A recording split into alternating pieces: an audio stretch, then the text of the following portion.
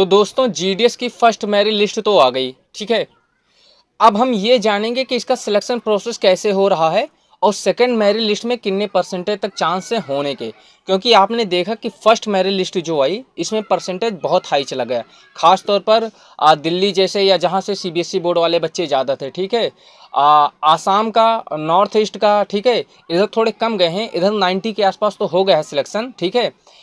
SC ST वालों का 90 से नीचे भी हो गया है। लेकिन अपने इधर अगर दिल्ली साइड में देखेंगे और इधर स्टेट में हरियाणा में देखेंगे, इन सब का अरुणाचल प्रदेश में, ठीक है, इन सारी जगहों का जितना है इधर मैंने पहले भी बताया था वीडियो में हाई जाएगा और हाई गया, ठीक है। लेकिन बात करते हैं कि सेकंड मेरिट लिस्ट कब आएगी और इसमें कितने परसेंटेज हैं चांस होने के, और एकदम करेक्ट मैं आपको बताऊंगा, सारी जितनी डिटेल आपको दूंगा। सेकंड मेरिट लिस्ट जब आएगी आप चेक कर लेना, अगर उसमें इस इंफॉर्मेशन में 19-20 का अंतर नहीं कह सकता हूं, लेकिन अगर उससे ज़्यादा फर्क पड़े तो आप हमें कमेंट करके बता सकते हो कि सर आपने ये कहा था और वो इन्फॉर्मेशन गलत थी, ठीक है। तो सबसे पहले देखते हैं जो फर्स्ट मेरिट लिस्ट है। सबसे पहले एक चीज़ देखो कि 44,000 प्लस जो पोस्ट है उसके लिए जीडीएस ने एक नोटिफिकेशन जारी किया है कि 31/12/2024 के अंदर अंदर सारी सीटें फुल हो जानी चाहिए। यानी कि 31/12/2024 के अंदर अंदर जितनी मेरिट लिस्ट निकालनी है वो निकाल देगा 31/12 के अंदर, चाहे 4 आए, 5 आए, 6 आए, जितनी मेरिट लिस्ट आनी होंगी आ जाएंगे। 31/12 के बाद अगर कुछ सीटें कम रह गई, मतलब फुल नहीं हुई, ठीक है, फिल नहीं हुई, तो वो ऐसे छोड़ देगा। फिर नेक्स्ट ईयर जब वैकेंसी आएगी तो वो उसमें उसको कवर करेगा। ये हमेशा होता है जीडीएस में कि अगर वैकेंसी एक जो डेट देती है उस डेट के अंदर अगर वो फुल नहीं होती है तो वो उस वैकेंसी को जो बाकी रह जाती है नेक्स्ट ईयर के लिए छोड़ देता है, ठीक है। उसके बाद में यानी 31/12 के बाद में कोई वैकेंसी फिल नहीं होगी, कोई मेरिट लिस्ट नहीं आएगी। तो अब सबसे पहले जानते हैं कि फर्स्ट मेरिट लिस्ट आई। देखो फर्स्ट में जब कोई एक मेरिट लिस्ट निकालता है, ये अलग अलग मेरिट बेसिस क्यों बनते हैं। देखो अगर चाहे गवर्नमेंट, अगर जीडीएस चाहे तो इसके लिए क्या करे, एक साथ सारे लोगों को भर्ती कर रहे हैं, लेकिन वो ऐसा इसलिए करती है क्योंकि जो आप देख रहे हैं 100%, 100%, 100% ऐसा होता है ना। जैसे इस बार आपने जीडीएस के लिए बारे में जाना तो क्या करते हैं बच्चे कि वो जो 12th पास करते हैं दोबारा हाई स्कूल का फॉर्म अप्लाई करते हैं कहीं ना कहीं से और पैसे वैसे देकर और अच्छे परसेंटेज ले आते हैं, ठीक है, 100 या ऐसे करके या 90+, 95+ ले आते हैं।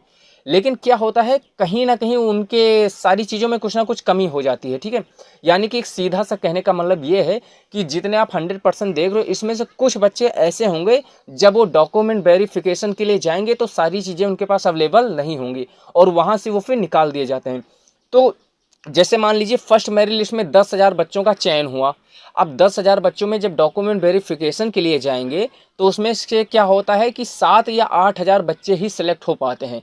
3-4 हज़ार बच्चे या 2-3 हज़ार बच्चे, लगभग मान लो 70% बच्चे ही सिलेक्ट होते हैं। 30% बच्चे डॉक्यूमेंट वेरिफिकेशन में बाहर कर दिए जाते हैं। तो इसीलिए एक साथ सारी मेरिट लिस्ट ना निकाल के वो मेरिट लिस्ट अलग अलग करके निकालती है, ठीक है। अब देखिए जैसे फर्स्ट मेरिट लिस्ट आ गई, इसमें जितने बच्चे सिलेक्ट होंगे मैक्सिमम देखा गया है कि 100 से 90 के बीच वाले ही सिलेक्ट हुए हैं। अब इनको 3 तारीख डेट दिया गया है, यानी 3 सितंबर 2024 के अंदर इनको अपना डॉक्यूमेंट वेरिफिकेशन करवाना होगा।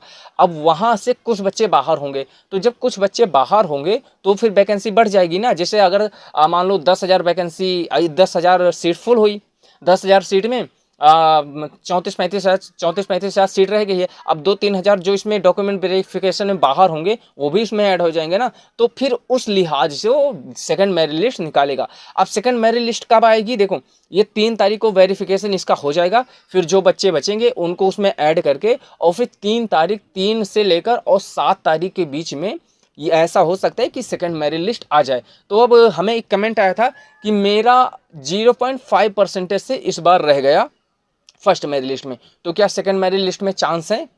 तो अब देखिए जिनका भी 1%, 2%, यानी कि ऐसा मान के चलो 4 से 5% का अंतर जिनका आ रहा है, 4 से 5% का अंतर जिनका आ रहा है, ठीक है। तो ये मान के चलिए, देखिए आपने क्या हो पोस्ट प्रेफरेंस में कोई अलग अलग डाला होगा ना, 30, 40, 50 कुछ ऐसा डाला होगा ना। तो ये मान के चलो अगर आपने 30 से ज़्यादा पोस्ट प्रेफरेंस डाला है और आपका इसमें फर्स्ट मेरिट लिस्ट में 3 से 4% से आप रह गए हैं तो चांस बनता है कि आप सेकंड मेरिट लिस्ट में सिलेक्ट हो जाएंगे, ठीक है। अगर सेकंड मेरिट लिस्ट में आपका नहीं भी होता है, तो आपका थर्ड मेरिट लिस्ट में हो जाएगा। एक दूसरा क्वेश्चन ये बनता है कि इतना परसेंटेज हाई गया है तो सेकंड मेरिट लिस्ट में कितना डाउन होने का चांस है। देखिए ये डिपेंड करता है कि जहाँ से आपने फॉर्म अप्लाई किया है से वहाँ कितने फॉर्म अप्लाई हुए हैं। जैसे मान लीजिए आप मान लीजिए कि झारखंड से हैं और झारखंड से आपने जहाँ से अप्लाई किया है वहाँ से 1000 बच्चों ने अप्लाई किया है। 1000 बच्चों में 500 बच्चे ऐसे हैं जो 90 प्लस हैं, 90 प्लस हैं, ठीक है। अब आपका 85 है और वहाँ 90 तक मान लो सिलेक्शन हो गया, फर्स्ट मेरिट लिस्ट में 100 बच्चे सिलेक्ट हुए हैं 90 परसेंटेज वाले। तो एक चीज़ और मानो कि 90 प्लस वाले भी 400 बच्चे बैठे हैं ना, तो अगर वहाँ सेकंड मेरिट लिस्ट भी आती है तो वहाँ का परसेंटेज डाउन नहीं जाएगा।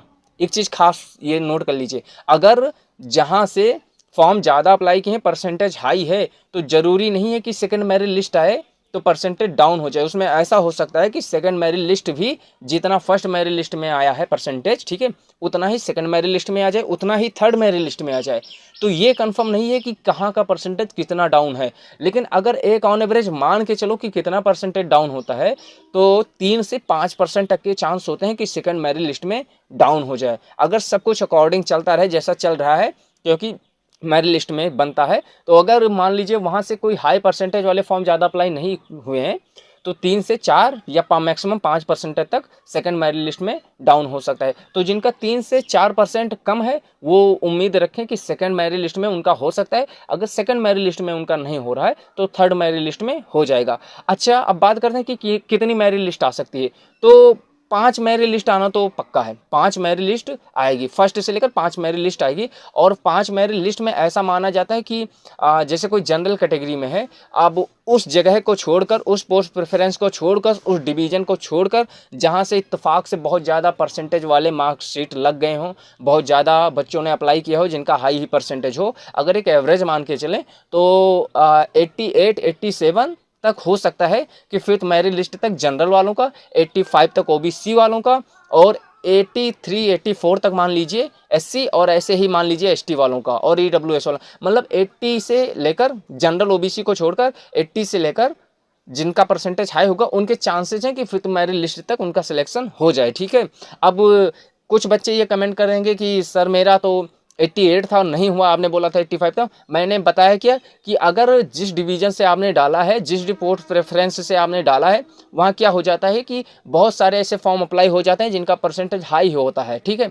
तो वहाँ की मेरिट लिस्ट जो होती है डाउन नहीं जाती हैं। लेकिन अगर एक एवरेज सही चलता रहा तो ऐसा मान के चलिए, अगर आप जनरल ओबीसी में है तो 85 तक, SC ST AEWS में है और PWD में है तो आपका 82, 83 तक इस बार 2024 वाले में चांसेज है कि फिफ्थ मेरिट लिस्ट तक आपका सिलेक्शन हो जाएगा, ठीक है। और सेकंड मेरिट लिस्ट 3 से 7 तारीख के बीच में आ जाएगी। बाकी अगर आपका कोई क्वेश्चन है तो आप कमेंट कीजिएगा, हम उसका आंसर जरूर देंगे, क्योंकि जितने कमेंट आते हैं मैक्सिमम मैं सारे का आंसर देता हूं, ठीक है। और चैनल को सब्सक्राइब कर लो, और अगर वीडियो आप देख रहे हो तो लाइक भी कर दिया करो। फिर मिलते हैं अगले वीडियो में, अपना ख्याल रखिएगा, नमस्कार, जय हिंद। एक इन्फॉर्मेशन और है जो मैं अगली वीडियो में आपको बताऊँगा, ठीक है। चैनल को सब्सक्राइब कर लो, धन्यवाद।